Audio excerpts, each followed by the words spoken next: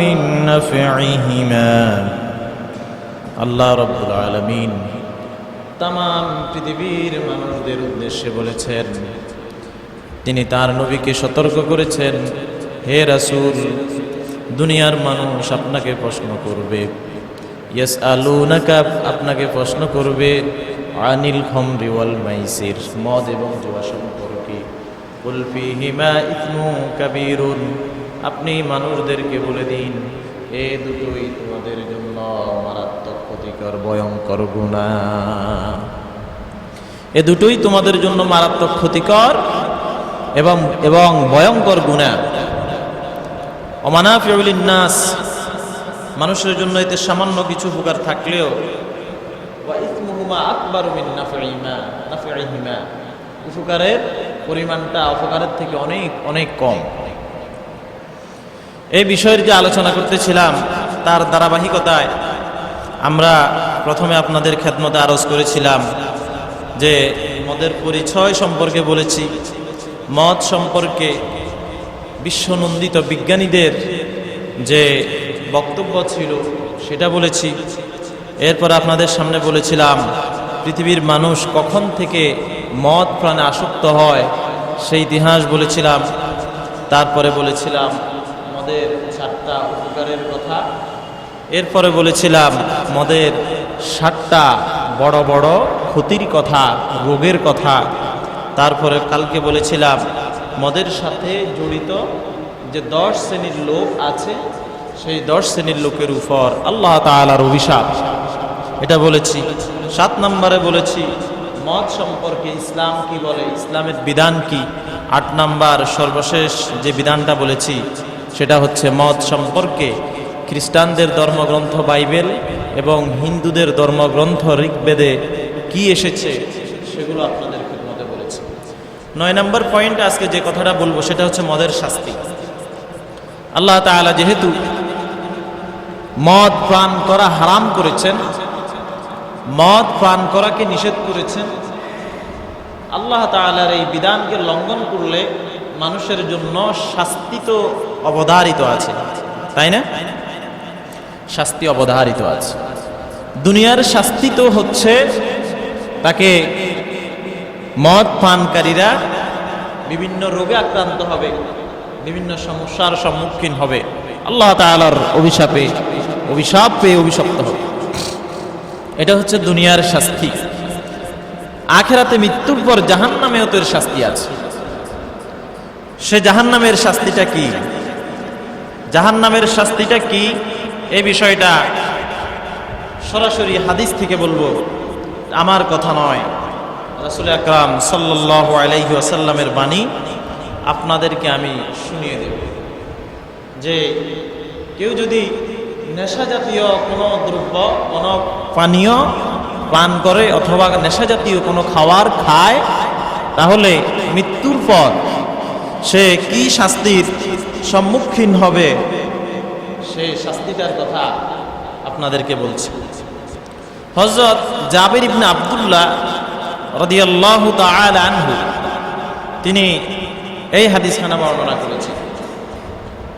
عن جابر بن عبد الله رضي الله تعالى عنه أن رجلا من جيشان, হযরত জাবির ইবনে আব্দুল্লাহ রাদিয়াল্লাহু তাআলা আনহু বলেন যে জৈশান থেকে একজন ব্যক্তি রাসূল আকরাম সাল্লাল্লাহু আলাইহি ওয়াসাল্লামের কাছে আসলেন।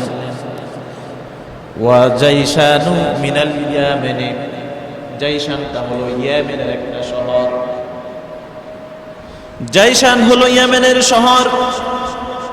আদিমা ফাসালা রাসূলুল্লাহ সাল্লাল্লাহু আলাইহি ওয়াসাল্লাম, সে ব্যক্তি এসে আল্লাহর নবীকে প্রশ্ন করলেন, আন শারাবিন ইয়াশরাবুনাহু বিআরদিহিম মিনাল যুরাতি ইউকালু লাহুল মিজরু। সে ব্যক্তি আল্লাহর নবীকে প্রশ্ন করলেন, ইয়া রাসূলুল্লাহ, আমাদের জৈশানের তথা ইয়েমেনের এই শহরের লোকজন একটা খাবার আছে, একটা পানীয় আছে, ওই পানীয়টা তারা পান করে, যেই পানীয়টা ভুট্টা জাতীয় শস্য থেকে তৈরি করা হয়। ইউকালু লাহুল মিজরু, আর এই খাওয়ারটার নাম, এই পানীয়টার নাম হলো মিজর। ইউকালু লাহুল মিজরু, সেখানকার লোকজন এটাকে মিজরু বলে ডাকে, এটার নাম হলো মিজরু। আমাদের দেশে মদের নাম কি? মদ। আরো বিভিন্ন নাম আছে না? বাংলা মদ আছে, তারপরে দাদা মদ আছে, এরপরে আরো অনেকগুলো নাম আমি দেখেছি আছে। গতকালকে বলেছিলাম ট্যাবলেট আছে, এরপরে আবার ফেন্সিডিল আছে। এভাবে বিভিন্ন জাতীয় নামে মানুষ নেশা করে। নেশা জাতীয় পণ্যগুলো মানুষ বিভিন্ন নামে ভক্ষণ করে। ইয়েমেনের লোকজন সেই নেশা জাতীয় পণ্যটাকে নিজের নামে ডাকবে। আমি একজন উঁচু মাপের শিক্ষিত ব্যক্তির সাথে যখন মদের আইন বাংলাদেশে অনুমোদন দেওয়া হচ্ছে, পুনরায় এটাকে চালু করা হচ্ছে, তখন এই বিষয় নিয়ে তার সাথে কথা বললাম। তো তিনি আমাকে উল্টা প্রশ্ন ছুড়ে দিলেন যে এখন যে মদ যেটা মানুষ পান করে, মধ্যযুগের যখন কোরআনের আয়াত নাজিল হয়, আল্লাহর রসুল যখন মানুষের সামনে হাদিস পাঠ করেন, বর্ণনা করেন, তখন কি এই মদ সেই মদ ছিল? আল্লাহর নবী তো ওই তখনকার সময় যে মদ খেয়ে মানুষ নেশাগ্রস্ত হতো সেগুলোর কথা নিষেধ করেছেন। এখন যেগুলো বানায় মেডিসিন দিয়ে, কেমিক্যাল দিয়ে, অ্যালকোহল দিয়ে, এই নাম তো তখন ছিল না। এটা তো সেটা হবে না, সুতরাং এটা খেলে তো সমস্যা হবে না। যে ব্যক্তি আমাকে এই কথা বলছে, সেই ব্যক্তির প্রশ্নটা হয়তো অন্যরাও বলতে পারে, আপনারাও শুনতে পারেন বিভিন্ন জায়গা থেকে। এখন শুনুন, এটার উত্তরটা আল্লাহ রাসূল দিয়ে গেছেন 1400 বছর আগে। আমি তাকে বলেছিলাম, আমি তখন কিন্তু এই হাদিসটা পড়ি নাই। ওনার এই কথার পরে আমি মদ সম্পর্কে রিসার্চে নেমেছি যে মদ সম্পর্কে ইসলাম পুরোপুরি কি বলে। এতদিন কোরআনের বাইরে 4-5টা আয়াত জানতাম, বা বিজ্ঞানীদের এই গবেষণা আমার জানা ছিল না, তারপরে হাদিসগুলো ব্যাপকভাবে জানা ছিল না। এই ব্যক্তি যখন এই কথা বললো, তখন আমার মাথাতে ক্যাচ করলো, মাথাতে ঢুকলো যে এই ব্যক্তি যে কথা বলেছে সে তো আরো অনেক লোককে বিভ্রান্ত করতে পারে। তাহলে আমি এটাকে মানুষদেরকে এই সমস্ত প্রশ্ন থেকে সচেতন করতে হবে। আসলে মদ কি, মদের উৎসটা কি, কোন জিনিস থেকে মদ তৈরি করলে সেটা পান করা হারাম, এই বিষয়গুলো তখন আমি গবেষণায় নামলাম। দীর্ঘ 1 সপ্তাহের প্রচেষ্টা, আলহামদুলিল্লাহ প্রায় 12টা পয়েন্টের উপর একটা গবেষণা তৈরি করলাম, যেটা গত 2 দিনে বলেছি, আজকে শেষ দেব ইনশাআল্লাহ। তখন এই ব্যক্তি বলল মিনাল যুরাতি ইউকালু লাহুল মিজরু, যে ইয়েমেনের লোকজন ভুট্টা জাতীয় অথবা জব জাতীয় শস্য থেকে এক ধরনের পানীয় তৈরি করে, যে পানীয়গুলোকে সেখানে মিজরু নামে ডাকা হয়। আল্লাহর নবী বিশ্ব নবী বললেন, فقال النبي صلى الله عليه وسلم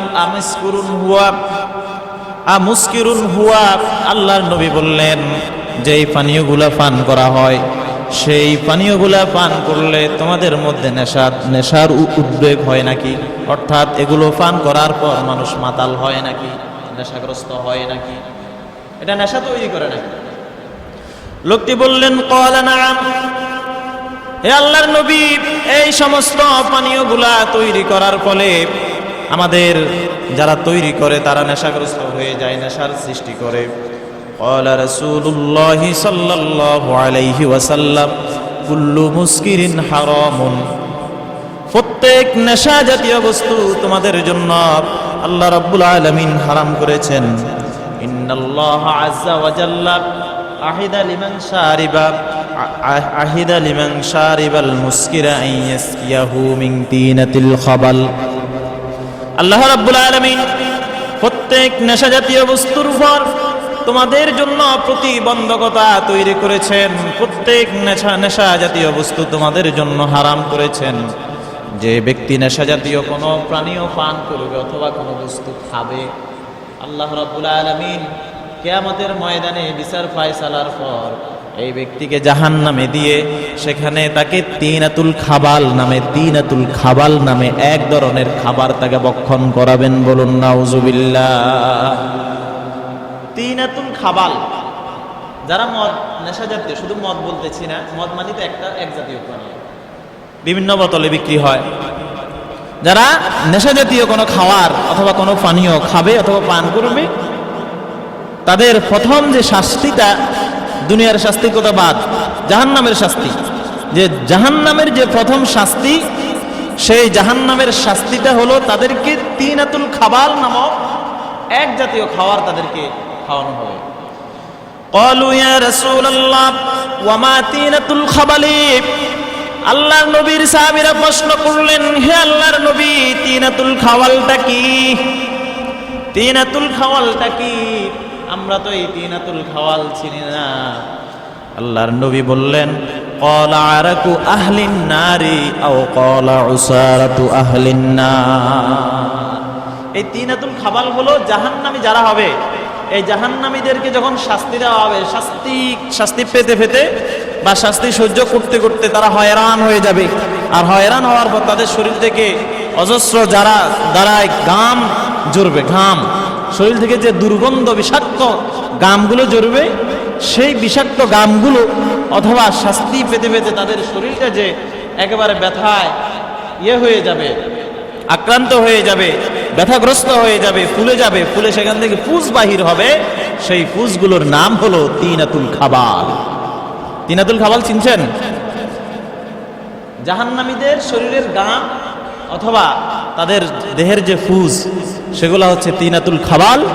এই তিনাতুল খাবাল জাহান্নামীদেরকে আল্লাহ রাব্বুল আলামিন যারা মদ পান করবে তাদেরকে খাওয়াবে। এখন যদি একটা ছোট্ট একটা বাচ্চাকেও যদি শরীর থেকে একটু গাম নিয়ে বলে খাও, সে খাবে? কথা কর, খাবে না। আর ফুস দিলে বমি করে দিব জায়গা, ঠিক কি না? দুনিয়াতে যদি এটা যদি না খেতে পারেন, যদি খেতে না পারেন, তাহলে জাহান্নামে কিভাবে খাবেন? আলহামদুলিল্লাহ, আপনারা তো সবাই ভালো। যারা মদ পান করে তাদের উদ্দেশ্যে কথা বলা, আপনাদের বন্ধু বান্ধব, আত্মীয় স্বজন, এরপর আপনাদের নেতারা বা আপনাদের পরিচিত যেই কলিগ সহ অন্যান্য প্রতিবেশী যারা এই ভয়ঙ্কর গুনাহের সাথে জড়িত আছে, তাদেরকে এই বিষয়ে সতর্ক করা যাবে। কথা কন না কা, সতর্ক করতেন নয়, করবেননি সবাই? কথা বলেন। আল্লাহর নবী বলেছেন, বাল্লিগু আন্নি ওয়ালাউ আয়া, আমার পক্ষ থেকে যদি একটা বাণীও তোমরা শোনো, তাহলে সেটা অপরের নিকট পৌঁছিয়ে দাও। আল্লাহর নবীর পক্ষ থেকে হাদিসটা আমরা জেনেছি, আপনাদেরকে জানিয়েছি। আপনাদের দায়িত্ব হলো আপনাদের নিকটবর্তী অথবা পরিচিত সকলের কাছে, পরিচিত অপরিচিত সকলের কাছে পৌঁছিয়ে দেওয়া। শুধু আপনি বাঁচবেন, আপনার বন্ধু বান্ধব, প্রতিবেশী, আত্মীয় স্বজনকে বাঁচাবেন না? বাঁচাতে হবে। 10 নম্বর যে পয়েন্ট, সেটা হচ্ছে 3 শ্রেণীর লোক কখনো জান্নাতে প্রবেশ করতে পারবে না। কয় শ্রেণীর? 3 শ্রেণীর। এই 3 শ্রেণীর লোকের কথা কইলে তা আমরাও বিপদে পড়ে যাব, আমরাও পড়বো, আপনারা তো পড়বেনই। বিপদে পড়লে কি হবে? বিপদে পড়ে থাকবেন? কথা কন। কেউ যদি বিপদে পড়েন, সারাদিন ওই বিপদে পড়ে থাকার চেষ্টা করবেন? বিপদ থেকে বাহির হওয়ার, উদ্ধার হওয়ার চেষ্টা করবেন না? চেষ্টা করতে হবে। তাহলে আমি বিপদগ্রস্ত এই বিষয়গুলো, 3টা বিষয় বলছি, যাদের সাথে এগুলো মিলে যাবে তারা আজ থেকে সংশোধন হতে হবে।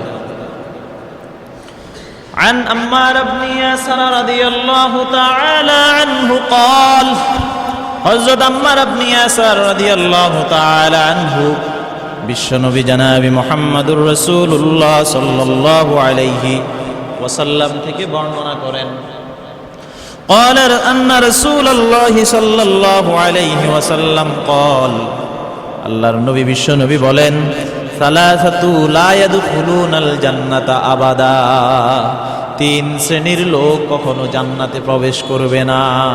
কয় শ্রেণীর? 3 শ্রেণীর।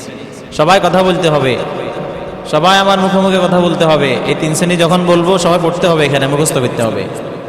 আপাতত এটা একটা ক্লাস হিসেবে ধরে নিয়ে এটা মুখস্থ করবেন। এখন এখানে শুধু কানসুক করে বাড়িতে চলে গেলে হবে না, মুখস্থ করে যেতে হবে।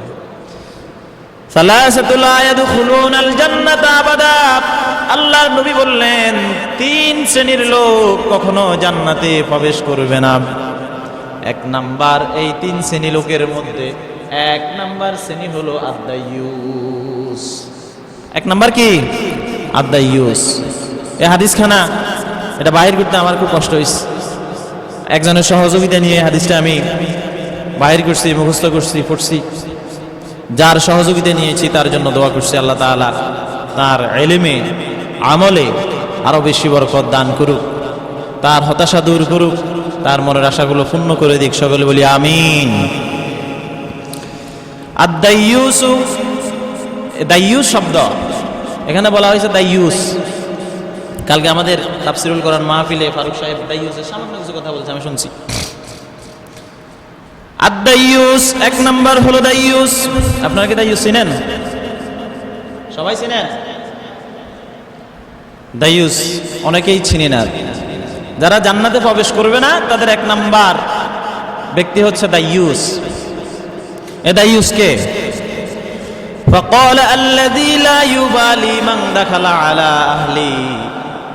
আল্লাহর নবী বললেন দাইয়ুস হলো সেই ব্যক্তি যার মুহররম মহিলা, যারা স্ত্রী হোক, বোন হোক, মা হোক, মেয়ে হোক, তারপরে এভাবে যাদের সাথে বিবাহ না জায়েজ এরকম তার আত্মীয় স্বজন মহিলা যারা আছে, তারা এই সমস্ত মেয়ে লোকেরা যদি তার মুহররম পুরুষের সামনে অন্য পুরুষের সাথে অবাধ কথাবার্তা বলে, মেলামেশা করে, হাসি ঠাট্টা করে, এরপরে আরো বিভিন্ন ধরনের যে কাজগুলো আছে সেগুলা করে, আল্লাহর নবী বলেছেন ওই ব্যক্তির ঘরে কোন পুরুষ প্রবেশ করতেছে আবার বাহির করতেছে এই বিষয়টা নিয়ে তার কোনো ভ্রুক্ষেপ নাই।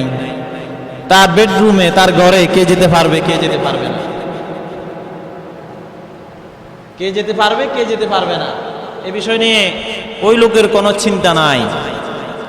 সে ভাবেও না যে আমার ঘরে কে আসতেছে, কে আমার স্বাস্থ্য ভাই আসে, না আমার জ্যাঠু ভাই আসে, না আমার আপন ভাই আসে, না আমার বন্ধু আসে, না দাদা নামে কিছু যে অসৎ উদ্দেশ্যের লোক আছে তারা আসে। এভাবে ঘরগুলোতে ব্যাপকভাবে বা বহিরাগত পুরুষের আগমন ঘটে। আপনার আমার যাদের স্ত্রীরা আছেন অনেকেই তাদের সামনে হাসি ঠাট্টা তামাশায় মেতে উঠে। ওই সমস্ত নারীরা তারা তাদের স্বামীদের সাথে, ভাইদের সাথে যখন মার্কেটে যায়, দোকানদারের সাথে হাসি ঠাট্টায় মেতে থাকে। এরপরে নিজের স্বামীর সামনে ছাত্র জামানার ক্লাসমেট ফ্রেন্ডের সাথে কথা বলে, মেসেঞ্জারে সেটিং করে। এই সংক্রান্ত যত কেস আছে, এই সংক্রান্ত যত সমস্যা আছে, সব সমস্যাগুলো যে পুরুষ চোখ বুঝে সহ্য করে, যে পুরুষটা কি করে, চোখ বুঝে সহ্য করে, মানে এটা নিয়ে তার কোনো চিন্তা নাই যে আমার ঘরে কে আসলো, আমার স্ত্রীকে কি করলো, কি বললো, আর খারাপ কথা হোক ভালো কথা হোক এটা নিয়ে সে কোনো চিন্তা করে না। যেটা কি খারাপ কথা হচ্ছে না ভালো কথা হচ্ছে, সে কি আমার স্ত্রীর সাথে বিছানায় শুয়ে করছে নাকি কোথায় বেড়াতে যাচ্ছে, এই বিষয়গুলো নিয়ে যার কোনো হিংসে হয় না, যার শরীরে কোনো জিদের সৃষ্টি হয় না, ওই সমস্ত পুরুষদেরকে আল্লাহর নবী বলেছেন দাইয়ুস। দাইয়ুস কারা বুঝেছেন? দুইজনে বুঝছে, বাকিরা বুঝেন না? সকলে বুঝেছেন দাইয়ুস। তাহলে এই দাইয়ুস কি এখানে কেউ আছে? আলহামদুলিল্লাহ নাই। একজনে বলছেন আমি বিশ্বাস করছি নাই। দাইয়ুস এখানে কেউ নাই। সকলেই এই নাইর উপর অটল থাকতে হবে, ইস্তেকামত থাকতে হবে। যদি কেউ হ্যাঁ বলেন তাহলে আপনি লা ইয়াদখুলুল জান্নাতা আবাদা, কখনোই জান্নাতে প্রবেশ করতে পারবেন না। জান্নাতে যদি না যাইতে চান তাহলে আপনার বউকে, আপনার মেয়েকে ছাড়ি দেন, যেখানে ইচ্ছে সেখানে যান। কি বলেন? মেয়েকে তার ফ্রেন্ডের সাথে, বন্ধুর সাথে ছেড়ে দেন, রেস্টুরেন্টে যে একটু নাস্তা করে আসুক। অন্য কিছু বললাম না। খবরদার মুসলমান, আমাদের কি বিষয়ে সচেতন হতে হবে। লা ইয়াদখুলুল জান্নাতা আবাদান, সালাসাতু লা ইয়াদখুলুল জান্নাতা আবাদান, তিন শ্রেণীর লোক কখনো জান্নাতে প্রবেশ করতে পারবে না। এক নাম্বার হলো আদ-দাইয়ুস, দুই নাম্বার হলো ওয়া মুদমিনুল খামরি, যে ব্যক্তি মদ পান করে, সে মদ পানকারী। আমাদের আলোচ্য বিষয় কি? মদ। তাহলে মদের কথা আসছে নি, যাতে মদ খাইবো হাতে কি জান্নাতে লা ইয়াদখুলুল জান্নাতা আবাদান, জান্নাতে কখনোই যাবে না। আবাদান মানে হলো কখনোই, কখনোই না। লা ইয়াদখুলু কখনোই প্রবেশ করবে না, লা ইয়াদখুলু প্রবেশ করবে না, আবাদান কখনোই, কখনোই জান্নাতে প্রবেশ করবে না। কার কথা? আল্লাহর নবীর কথা। কার কথা? আল্লাহর নবীর কথা। আমি যদি এটা আমার থেকে বানায় বলতাম, বলতেন হইতেও পারে, না হইতে পারে, আপনি মিথ্যা কথা বলছেন। এখন আল্লাহর রাসূল বলছেন, আপনি যদি বলেন এটা হইতেও পারে, নাও হইতে পারে, আপনার ঈমান নয়, আপনি মুসলমান নয়। মুসলমান ছাড়া অন্য কিছু হইতে পারেন, মুসলমান নয়, ঈমানদার নয়। 3 নম্বরে বলা হয়েছে ওয়ারাজুলাতু মিনান নিসাই, ওই সমস্ত নারীরা,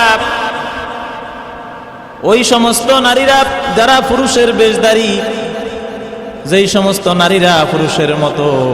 সাহাবায়ে কেরাম আরজ করলেন, আম্মা মুদমিনুল খামরি ফাকাদ আরাফনাহু, হে আল্লাহর নবী, যারা মদ পান করে তাদেরকে তো আমরা চিনলাম, কিন্তু ফামাদ দাইয়ুসু, দাইয়ুসকে? ফাকালা আল্লাযী লা ইউবালি মান দাখালা আলা আহলি, দাইয়ুস হলো সেই ব্যক্তি যার ঘরে কোন কোন পুরুষ প্রবেশ করতেছে, কে প্রবেশ করলো আর কে প্রবেশ করলো না, এই বিষয়ে তার কোনো ভ্রুক্ষেপ নাই, সে হলো দাইয়ুস।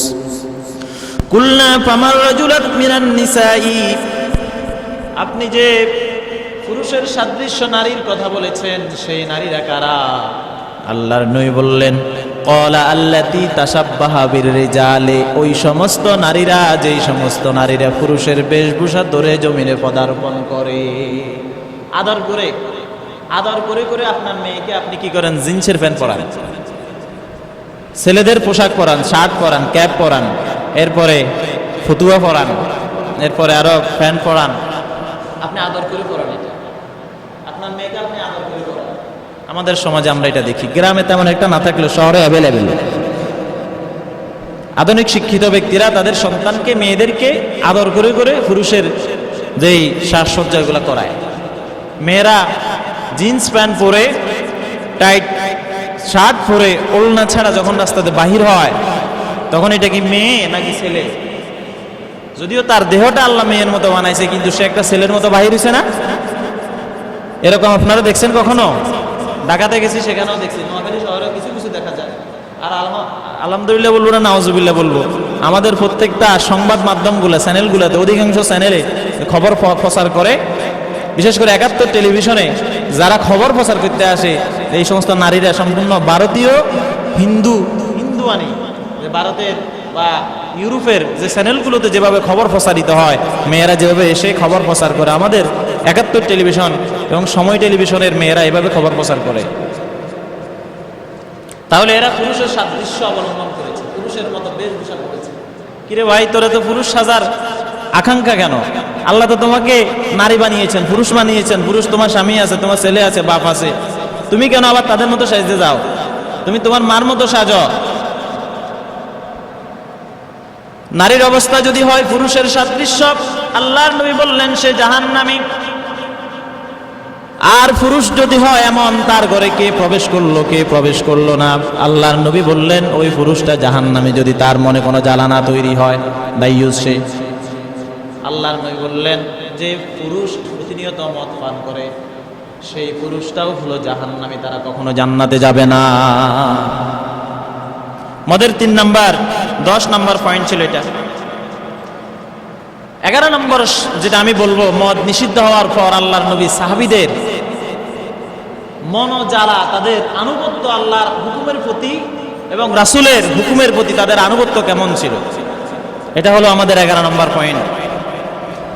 যখন আল্লাহ রাব্বুল আলামিন আয়াত নাজিল করলেন, ইন্নামাল খামরু ওয়াল মাইসিরু ওয়াল আনসাবু ওয়াল আজলামু রিজসুম মিন আমালিশ শাইতানি ফাজতানিবুহু লাআল্লাকুম তুফলিহুন। নিশ্চয় মদ, জুয়া, মূর্তি এবং স্বর নির্ণায়ক তীর সমূহ, এগুলো শয়তান কর্তৃক উদ্ভাবিত নোংরা কাজ। ফাজতানিবুহু, তোমরা এটা থেকে বিরত থাকো, লাআল্লাকুম তুফলিহুন, তাহলে তোমরা সফল কাম হতে পারবে। যখন আল্লাহ রাব্বুল আলামিনের পক্ষ থেকে সমস্ত মুমিনদেরকে, আল্লাহ রাব্বুল আলামিন মুমিনদেরকে উদ্দেশ্য করে বললেন ফাজতানিবুহু, তোমরা বিরত থাকো, এই বিধান যখন নাজিল হয়ে গেল, আল্লাহর নবীর সাহাবীরা যারা সামনে ছিলেন তাদের সকলকে আল্লাহর রাসূল আয়াত বলে দিলেন। সকলে এই আয়াতটা নিয়ে ফাড়ায় ফাড়ায়, মহল্লায় মহল্লায়, গলিতে গলিতে গিয়ে প্রচার করতে লাগলেন। ওই ঈমানদার যারা আছো সকলেই শুনে রাখো, আল্লাহ রাব্বুল আলামিন তার নবীর উপর এই মুহূর্তে আয়াত নাজিল করলেন যে মদের বিধান সম্পর্কে, মদ হারাম করেছেন। যেই সমস্ত ব্যক্তিরা আছো সকলের উপর মদ হারাম হয়ে গেছে, আর কেউ মদ পান করতে পারবে না। এই কথা ঘোষণা করার পরে সমস্ত সাহাবীরা যাদের ঘরে মদ ছিল, যাদের হাতে মদ ছিল, পান করা অবস্থায় সেটা ফেলে দিলেন। যাদের ঘরে মদ ছিল মোটকাতে, অনেকে আল্লাহর নবীকে প্রশ্ন করলেন, ইয়া রাসূলুল্লাহ, এই মদগুলোকে আমরা কাফেরদের কাছে বিক্রি করতে পারবো নাকি? আল্লাহর নবী বললেন, যেটা তোমার জন্য হারাম সেটা অন্যের জন্য হালাল কিভাবে হয়? বিক্রি করা যাবে না। এই ঘোষণা দেওয়ার সাথে সাথে সমস্ত সাহাবীরা মদের দামগুলোকে, মদের মোটকাগুলোকে মদিনার অলিতে গলিতে গিয়ে ছেড়ে দিল। ইতিহাসে বর্ণিত হয়েছে এমন ভাবে মদ প্রবাহিত হতে লাগলো যে এই মদিনার অলিতে গলিতে মদের স্রোত দ্বারা বেয়ে চলল। সুবহানাল্লাহ। মদ পান হারাম হয়ে গেছে, সঙ্গে সঙ্গে যার হাতে ছিল এভাবে পান করতে সেটা ফালাই দিছে, যার ঘরে ছিল ঢেলে ফালাই দিছে, মদের গোষ্ঠী শুদ্ধ নষ্ট করে ফেলছে। আমরা তো এই সমস্ত কাজগুলো করতে পারি না।